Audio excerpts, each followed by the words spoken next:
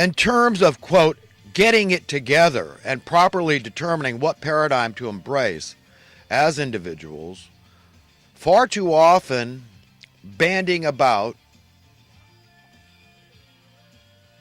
this idea of, quote, thinking outside the box, but truly, quote, thinking outside the box is extremely serious business. This is an incontrovertibly fallen world whereby bad forces are in control and have been controlling nearly since the dawn of humanity.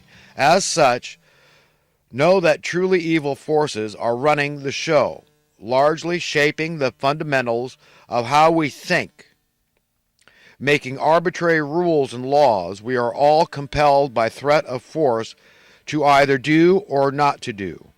Yet those making those rules and laws capriciously exempt themselves. Kind of in the theme of what I read earlier. Consider for a moment just how far our standard of living has declined in America.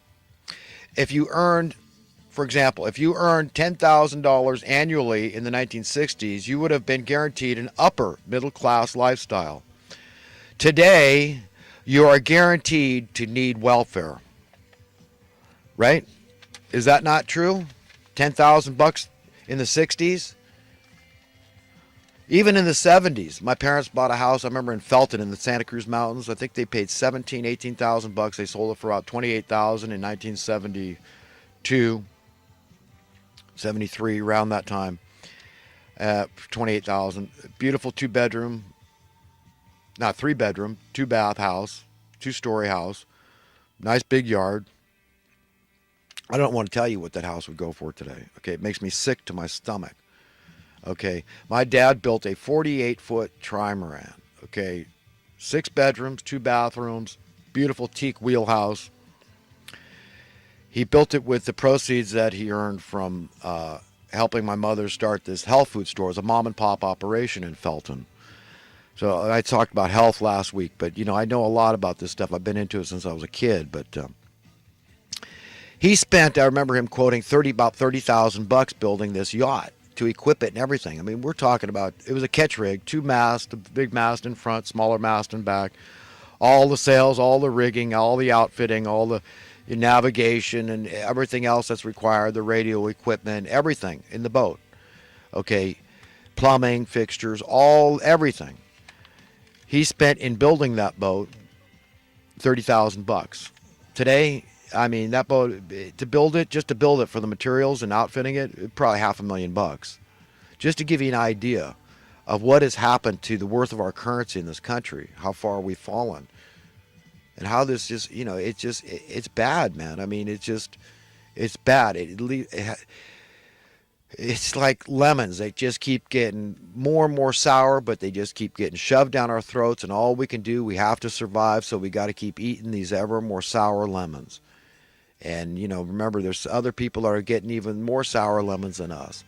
So we feel lucky to just have lemons as sour as we have to suck up, you know.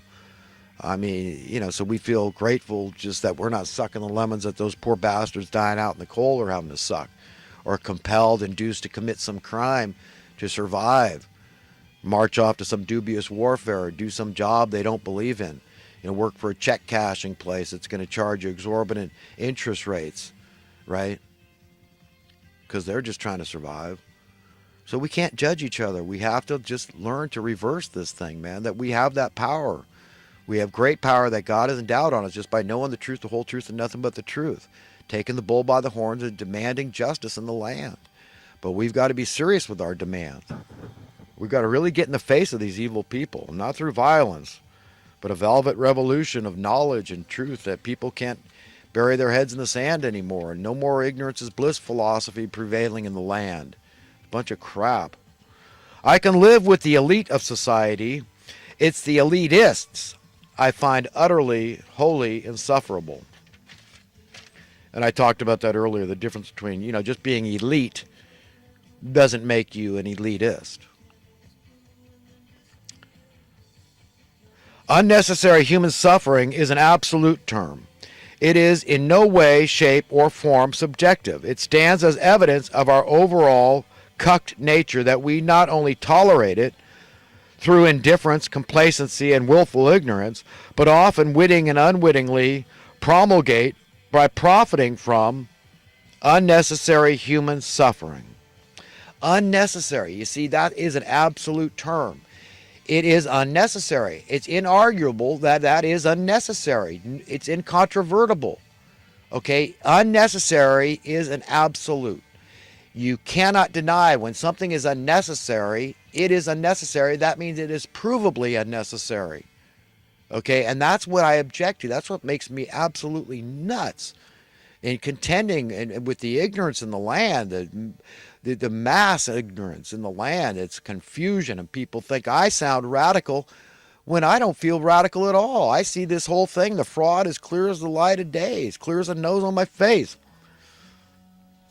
And I just want everybody to see it so we can really be empowered and free ourselves from this. And do it, if you don't even care about, if you think your generation lost cause, then do it for the next generation. Be a nice guy, be benevolent, be altruistic. Give a damn about future generations, man. Let's work toward a lower cost of living tax. Let's work toward more freedom, okay? To being free, absolutely free, universal freedom. All those touting the great virtues of a, quote, free market capitalism have some dire explaining to do for the bailout of '08, including the incontrovertibly anti-capitalistic, deliberate currency debasement and destruction of the hopes of entering middle-class home ownership for the poor and working class. That's right, man. You want to justify that? Bailout of '08? You got some splaining to do, man. Thank God I didn't. I was so against that. I was as against it as anybody ever could be, man. Because I love true capitalism, supply and demand. I like progress. I like freedom. I like security. Much like shortcomings, personality disorders, and character defects, sin is an undesirable transgression, a veering off track, something we yearn to overcome. The question remains, what drives sin and other such disorders? And like I said, what I blame is not being free. And I'm not free. I need Federal Reserve notes. I need money to survive like we all do, right? This is why we can't hardly imagine a world without money. We need it for our very survival, for our very existence. It's no wonder we're so screwed up, man. We've been made to be screwed up. Receiving God's amazing grace for granted is akin to snubbing God and not giving due appreciation or glory to God for said grace. On the other hand, said grace is given so we may benefit and take advantage of this amazing grace. This is proper and beneficial to us in a multitude of ways, with far-reaching positive implications for all of humanity. Right, as individuals, when we do the right thing in our lives and our hearts and minds, we're benefiting everybody. It's that simple. And again, his yoke is easy, his load is light. It's not burdensome, it's the opposite. Being his friend is free, and it's priceless, invaluable, in value. That relationship, that one-on-one, I can't recommend it any more highly. Quote, success in a 50-plus year era run of crony capitalism being the rule of the day is akin to being told to succeed financially. One must either engage in this obviously, incontrovertibly, wholly rigged game or choose to fail. That's it. You see, you either jump on the bandwagon or you deserve to fail. You either become one of the oppressors, in other words, or by default, you are one of the oppressed. And that's the choice you made. That's what the system basically tells me. If you're not an egalitarian, by default, you're an anti-egalitarian or other than egalitarian. And like I said, you open that Pandora's box, man, you got no clout to tell somebody else where to draw the lines in terms of inequality. The a-hole, evil-doing elitist types, you know the ones, don't want you to know they are doomed to destruction. Furthermore, they don't want you to be at peace. knowing that ultimately God has always been in control. Any semblance of freedom for humanity at large is an anathema and antithetical to their evil desires.